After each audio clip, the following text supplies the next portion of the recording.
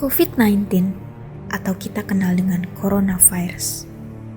Virus ini adalah virus yang pertama kali ditemukan di Wuhan, China pada tahun 2019. Saat ini, kurang lebih 113 negara di dunia telah melaporkan bahwa negara mereka telah terjangkit virus corona. Tak terkecuali negara kita, Indonesia. 2 warga Indonesia yang positif terinfeksi virus corona. Ya, 2 orang di Indonesia dinyatakan positif corona. Presiden Jokowi mengumumkan kasus positif virus corona pertama di Indonesia. Minggu yang lalu ada informasi bahwa ada orang Jepang yang ke Indonesia, kemudian tinggal di Malaysia, dan dicek di sana ternyata positif corona. Tim dari Indonesia langsung menelusuri.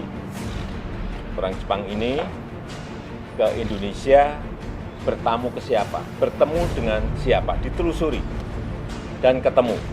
Ternyata orang yang telah terkena virus corona ini berhubungan dengan 2 orang. Dicek oleh tim kita. Dan tadi pagi saya mendapatkan laporan dari Pak Menteri Kesehatan bahwa ibu ini dan putrinya positif corona.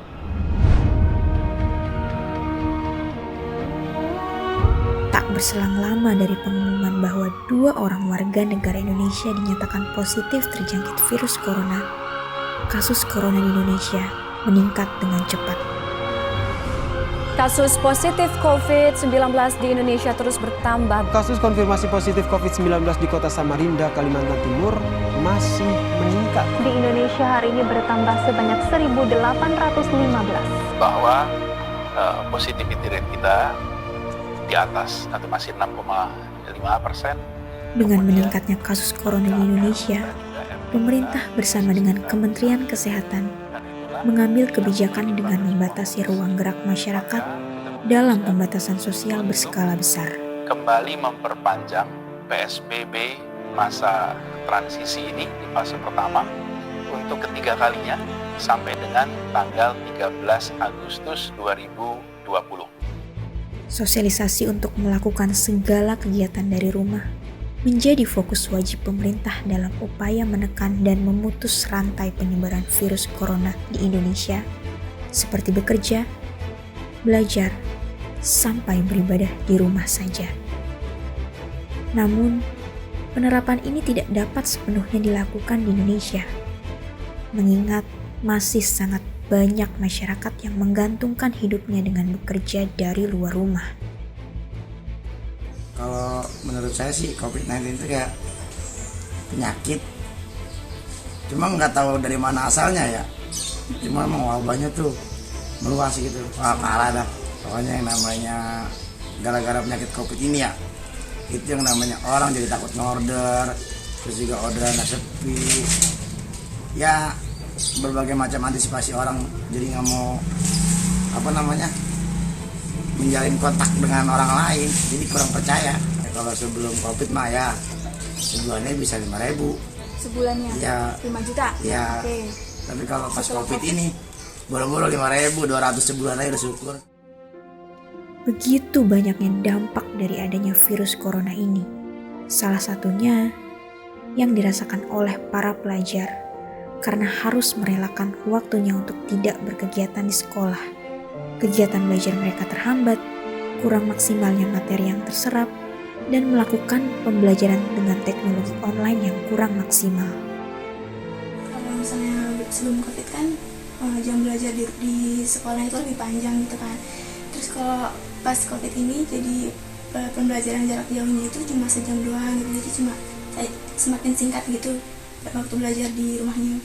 Palingan jadi kurang nangkap gitu pembelajaran dari guru, karena guru biasanya kan ngasihnya, kalau di sekolah kan ngasihnya materi gitu, tapi kalau misalnya semenjak pembelajaran jarak jauh ini ngasihnya tugas terus gitu, materinya jadi jarang, jadi kurang nangkep gitu.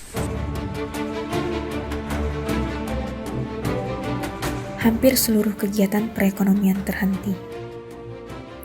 tutupnya gedung-gedung perkantoran, sarana dan prasarana pelayanan umum ditiadakan, pembatasan transportasi, bahkan penutupan jasa layanannya, yang mengakibatkan banyaknya karyawan yang dirumahkan. Pendapat gue tentang COVID, ya ampun itu tuh bikin geger dunia, tahu gak cuma di Indonesia doang, kayak bikin semua orang pusing, itu ngaruh juga ke kerjaan gue juga. Bikin orang ribet deh di dunia si COVID itu. Pasti banyak banget dong ya, benar-benar tadinya tuh nggak ada kenal nama apa tuh work from home lah segala macam, akhirnya muncul lah si WFH ini. Ya alhamdulillah sih ya, jadi irit ongkos kan, nggak harus naik kereta umpel-umpelan, jalan juga jadi Jakarta jadi kayak kota mati gitu gak sih, kayak sepi gitu kan. Tidak hanya itu, hal ini juga dirasakan oleh elemen masyarakat lain yang tidak hanya merasakan dampak secara sosial dan ekonomi, namun juga mental dan psikis. Adat dan kebiasaan pun menjadi tabu rasanya jika dilakukan pada masa pandemi ini. Di tahun 2020 ini rencana saya ingin menikah, jadi terkena imbasnya juga gitu kan. Yang saya sudah rencanakan dari akhir-akhir tahun lalu akhirnya harus merubah semua konsep yang tadinya harus ada resepsi, harus mengundang banyak tamu-tamu gitu kan. Sekarang ya mungkin karena wabah ini jadi ya harus melakukan akad saja, dan itu juga hanya dihadiri oleh mungkin keluarga besar saja gitu. Kalau yang paling menyedihkan lagi itu mungkin saya sudah DP ke vendor itu, terus karena wabah ini jadi harus merelakan mungkin 50%-nya yang balik ke saya, dan 50% lagi tidak bisa diambil gitu.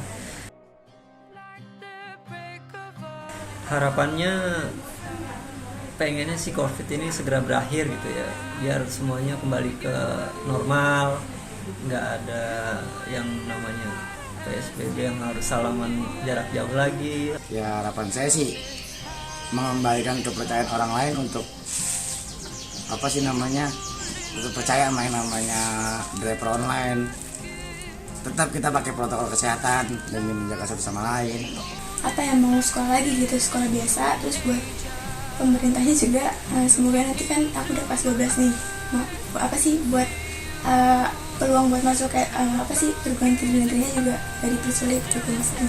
Yang pasti sih gue berharap banget cepet-cepet keluar deh ini COVID-19 lah, corona apapun itu namanya, karena benar-benar bikin keganggu banget ya sih aktivitas kita. Jadi kayak mau ngapa-ngapain parno, mau naik kendaraan umum juga parno ya kan. Pokoknya gue berharap banget cepet-cepet selesai COVID ini, kita bisa jalan-jalan lagi, liburan lagi, kayak normal lagi. Gak ada deh kata-kata yang normal atau apapun itu, pokoknya kita normal lagi. Semoga COVID itu cepet-cepet go away. Lantas pertanyaannya, kapan kita akan terlepas dari wabah ini? Atau mungkin ini menjadi era baru dalam kehidupan kita ke depannya? Apapun jawabannya nanti, tetap laksanakan protokol kesehatan. Jaga jarak, gunakan masker, rajin mencuci tangan, dan jaga selalu kesehatan.